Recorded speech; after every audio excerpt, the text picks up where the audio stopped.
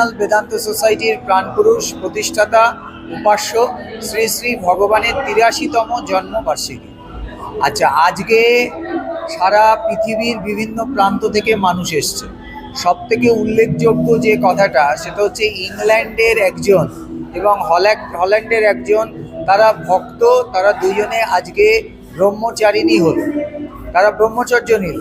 এবং একজন, তিনি ইন্দোনেশিয়ার বালির, তিনি সন্ন্যাস নিলেন, তিনি সন্ন্যাসিনী হলেন। এটা সবথেকে বড় উল্লেখযোগ্য ঘটনা। আমরা উল্লেখযোগ্য ঘটনা বলতে যেগুলো কাগজে দেখি, তার থেকেও অনেক বড় বড় ঘটনা হচ্ছে একজন মানুষকে সেই জগৎ থেকে বের করে নিয়ে এসে আধ্যাত্মিক পথে নিয়ে যাওয়া। এটা যে কতখানি ডিফিকাল্ট, কতখানি কঠিন কাজ, এই কাজটাই আমাদের গুরুদেব, এই ইন্টারন্যাশনাল বেদান্ত সোসাইটির প্রাণপুরুষ, তিনি এই কাজটাই করেছেন। এবং করেছেন কি দিয়ে? ভালোবাসা দিয়ে।